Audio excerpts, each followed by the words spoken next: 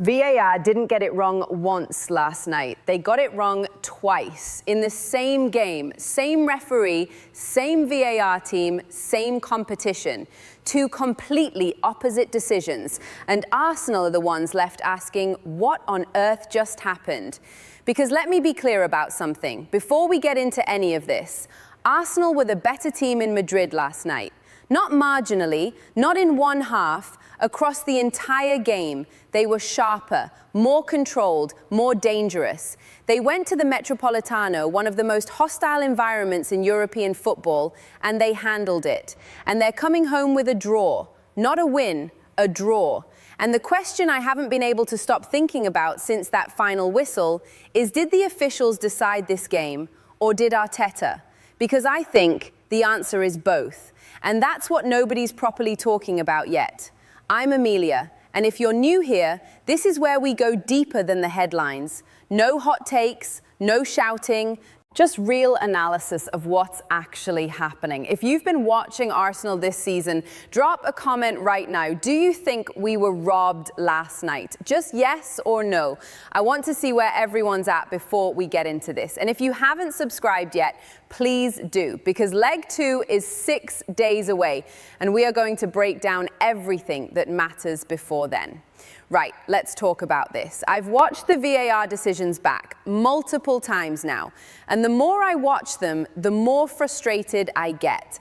Not in a blind, emotional fan way. I'm trying to be honest here. I'm trying to look at this properly.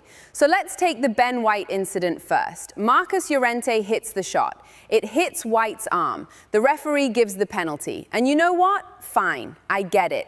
In UEFA competition, if the ball hits an arm and the arm is in a position that makes the player bigger, they give it. That's the rule. That's how it's been applied consistently in this competition. I don't love it, but I understand it. Julian Alvarez steps up, he scores. And just like that, a game Arsenal were winning becomes level. That's painful. But it's football. Now, watch what happens 20 minutes later. Eberechi Eze is in the box. He gets trodden on, clearly. You can see the Atletico player's foot land on him. The referee watches it, runs to the monitor, awards the penalty. Arsenal fans lose their minds. The Metropolitano goes quiet. This is it. This is the moment. And then VAR gets involved, and they overturn it. Now, here's where I need you to really think about this with me. The referee, the man standing on the pitch, closest to the incident with the best view, decided that Eze was fouled. He went to the monitor, he looked at it himself, and he still gave it. Then VAR pulls it back. For what? A clear and obvious error? Because that's the threshold. VAR is not supposed to intervene unless it's a clear and obvious mistake. So the question becomes, if a referee watches the incident with his own eyes, goes to a screen, reviews it, and still gives the penalty, where is the clear and obvious error? I'm genuinely asking that because I cannot find it. And now sit with this for a second. White's handball given and stays. No review, no reversal. Eze's foul given, reviewed, overturned. 2 calls, same officials, same match. I'm not saying there's a conspiracy, I'm not going there, but I am saying that is a staggering level of inconsistency in a Champions League semi-final. And if that had happened to Atletico, if their penalty had been taken away in the 70th minute at the Emirates, Diego Simeone would still be standing on that touchline. That's what makes this feel so wrong. But here's the thing, and this is where it gets serious. Because the VAR story, as maddening as it is actually not the full picture. If we stop there, we're missing something important, something that I think matters more going into leg 2 than the officiating. This is the real reason Arsenal didn't win last night, and it starts with a substitution. 30 minutes left, Atleti have just equalized. The game has shifted. The Metropolitano is rocking again. Atletico have momentum. Arsenal need composure. They need someone to slow the game down, to control the tempo, to stop the panic from setting in. And Arteta takes off Martin Odegaard. I want to sit with that for a moment because I've been going back and forth on it. On one level, I understand it. Arteta sees the game changing. He wants energy. He wants a different dynamic. He brings on Eze, who has the ability to win moments on his own, to change a game with one action. And Eze was actually involved. He was the one who thought he'd won the penalty. So the logic isn't crazy. But here's what I keep coming back to.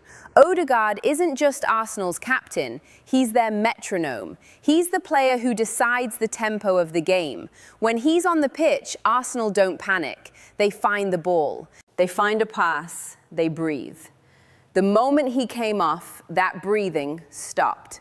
Watch the last half hour back. Arsenal's build-up becomes rushed. Their passing becomes direct. They're no longer controlling the game, they're just trying to survive it. And there's a tactical reason for that, beyond just Odegaard's quality. Atletico had changed their shape in the second half. Llorente was pushing up higher on the right side, which was pinning Hincapié much deeper. That meant Arsenal's left side, which had been a real weapon in the first half, was suddenly neutralised. So Arsenal needed to build through the middle. They needed someone to receive between the lines, turn and connect play.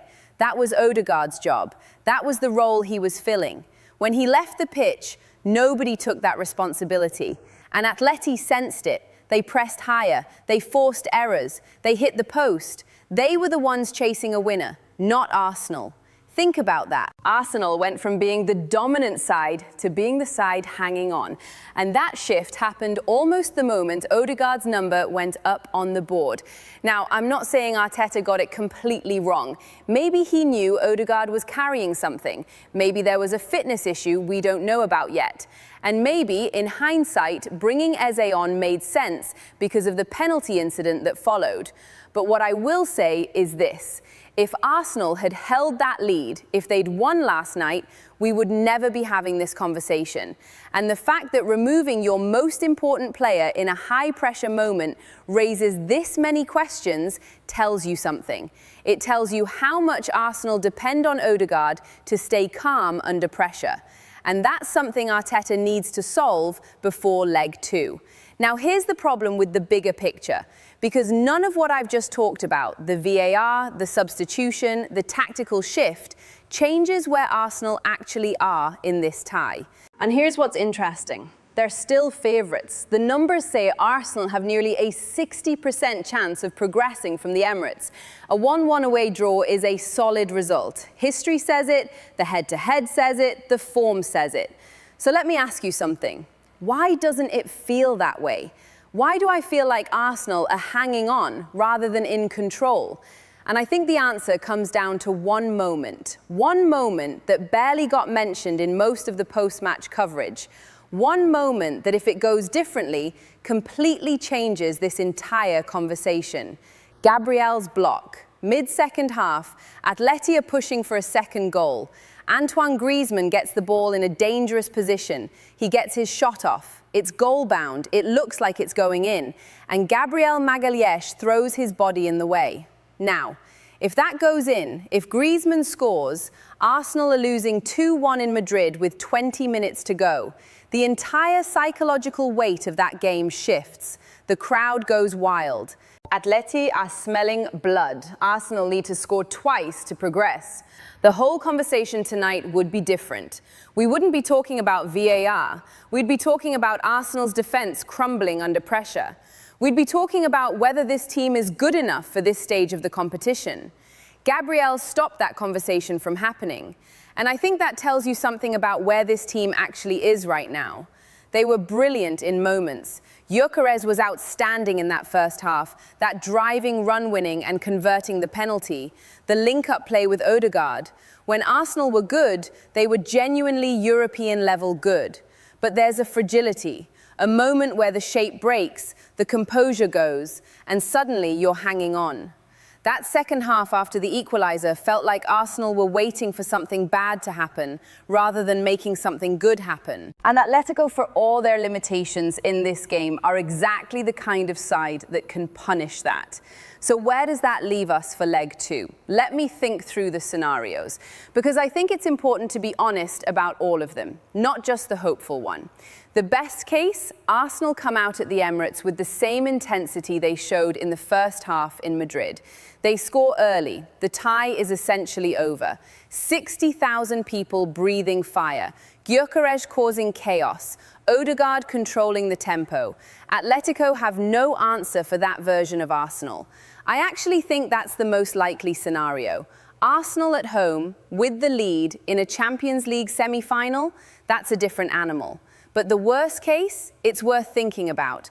Atleti come to London with nothing to lose. They sit in 2 low blocks. They make Arsenal break them down. And if they nick something on the counter, a Griezmann moment, an Alvarez run in behind. If Arsenal concede first at the Emirates, then what?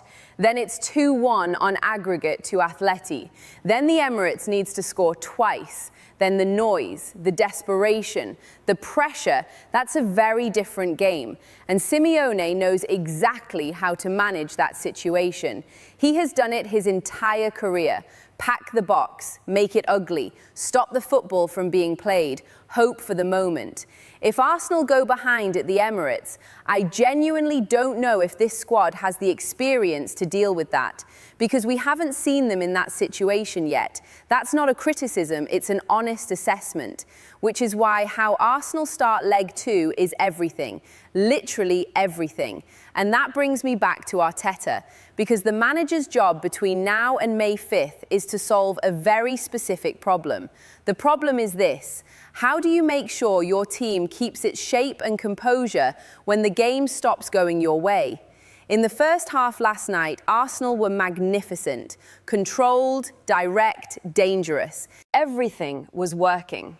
In the second half, 1 substitution and 1 equaliser, and Arsenal completely lost the plot for 20 minutes. That's fixable. But it requires honest reflection. It requires asking, is Odegaard fit enough to play the full 90 in a home semi-final? Or do we need to plan for the possibility that he won't be? It requires asking if Atleti set up to stop our build-up through the middle as they did in the second half last night.